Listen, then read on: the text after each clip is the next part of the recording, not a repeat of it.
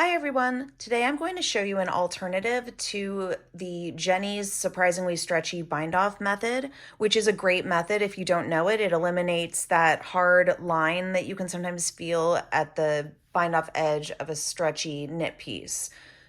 And it's a great method. There's tutorials all over YouTube for it, so I recommend that you check out some of those. But I didn't like it for this project because I don't know whether it's that my cables are so tight and cinched, but this bind off edge looked flared to me. So I could probably block that out, but then issue number two is that if you look closely, I don't really like how the knit stitches in the ribbing have this purl bump effect, and that is what happens when you process the stitch according to Jeny's surprisingly stretchy bind off. But you can see that the purl stitches, it's just very invisible. It just looks like another purl bump. So it occurred to me, instead of having a surprisingly stretchy bind off, why not have like a stretchy enough bind off where I only process the purl stitches and then I bind off the knit stitches the same way as just like a regular non-stretchy bind off. So I'm going to show you how I did that. It's going to end up looking like this. So as you can see, there's no flaring and the knit stitches are perfectly in pattern all the way to the bind off edge. And you don't even notice the little processing with the Jeny surprisingly stretchy bind off method on the purl stitches. So, and it also works in knit one, purl one. Same exact thing here. So it's stretchy enough. So I'm going to show you how I did that.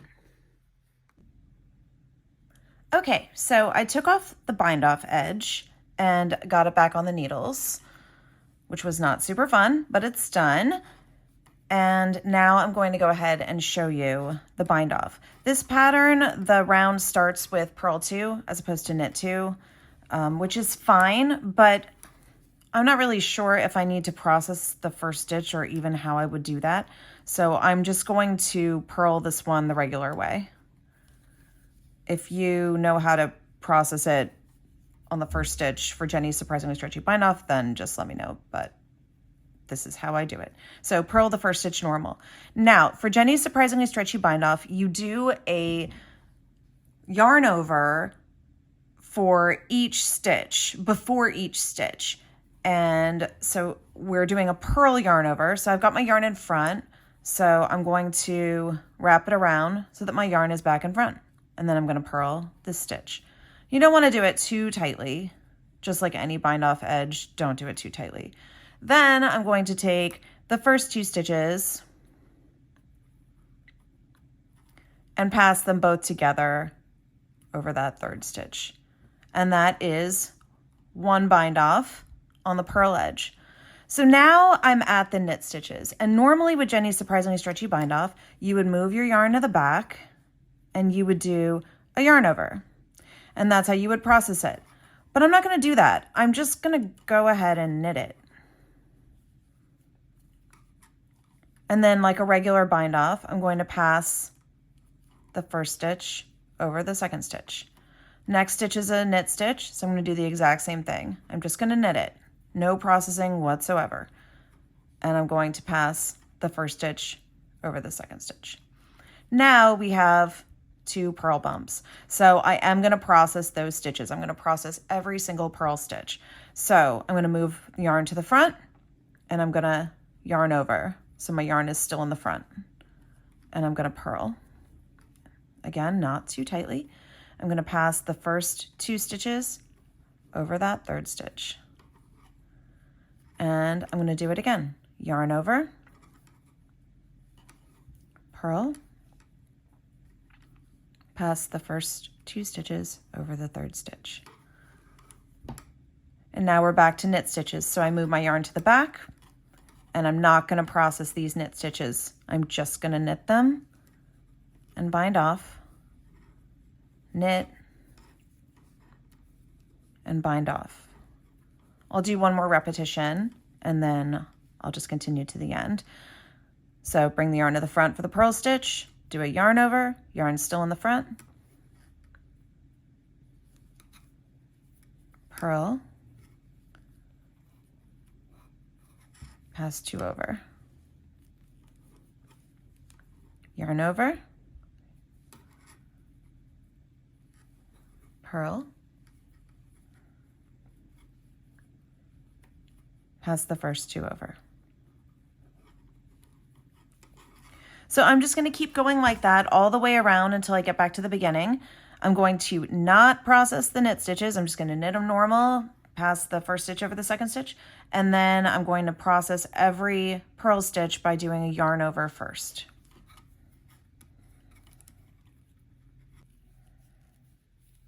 And I'm getting down to my last 2 stitches, which are knit stitches for this pattern. And here's the last one.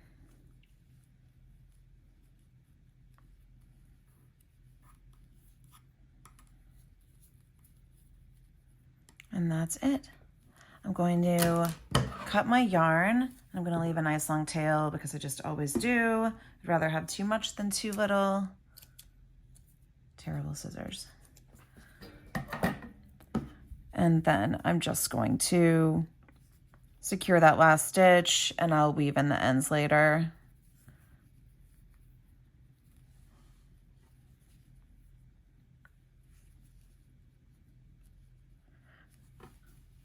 But as you can see, we have a stretchy bind off. I'll go back to the front. That lays pretty square, and the knit stitches are just beautiful in pattern knit stitches. And I'll just put it on to show you. Let me zoom back out.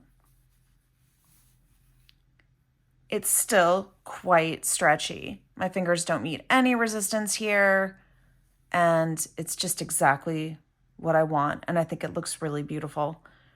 So I'm going to pick up the stitches for the thumb now. I have to work, I think it's 1/2 inch in knit 1, purl 1 ribbing, and then I'll come back and show you how to do the exact same thing in knit 1, purl 1.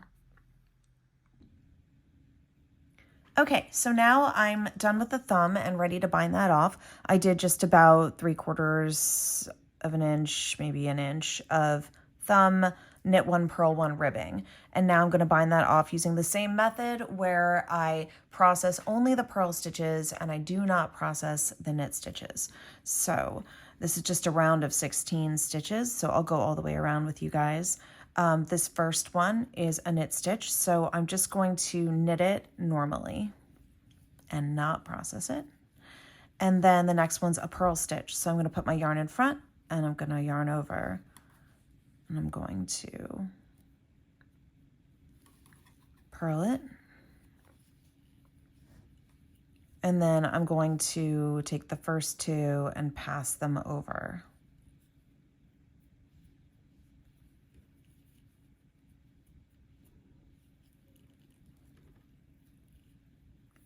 And that's 1 stitch bound off. Now I'm going to do the knit stitch, which doesn't get a yarn over, and just pass over that. Now I have a purl stitch, so I'm going to put my yarn in front. I'm going to yarn over. I'm going to purl it. And I'm going to pass these 2 stitches over.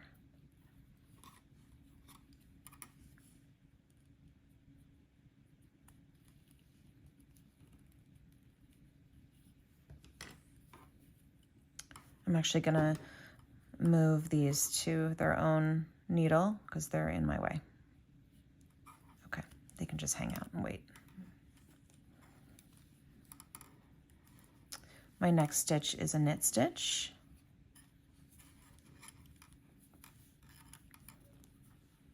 So I'm simply going to knit it and then pass the first over the second. Purl stitch gets a yarn over.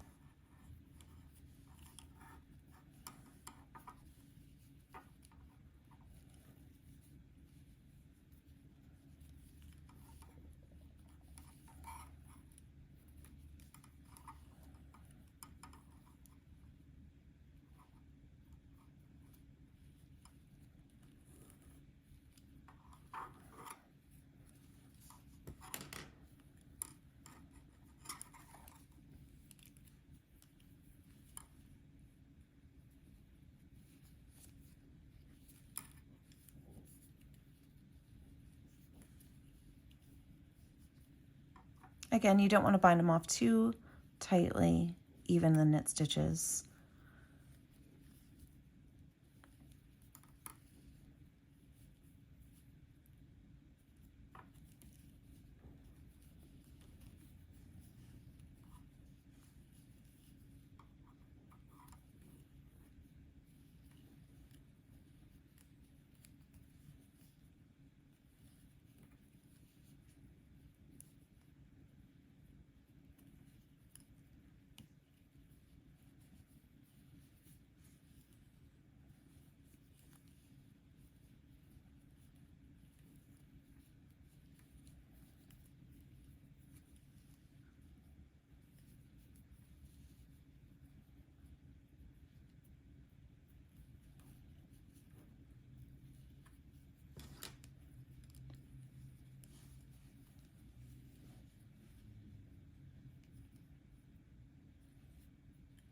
It's important not to get those twisted at any point. Almost made a mistake there, but I caught it.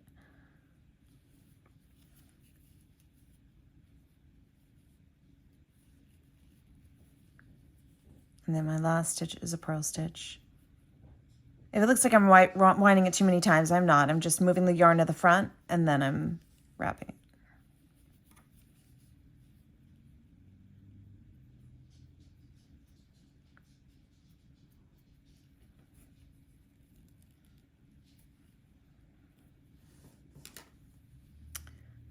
And that was my last stitch. I'm going to cut my yarn, leaving a nice long tail, because with gloves I really like to reinforce any holes that might show up.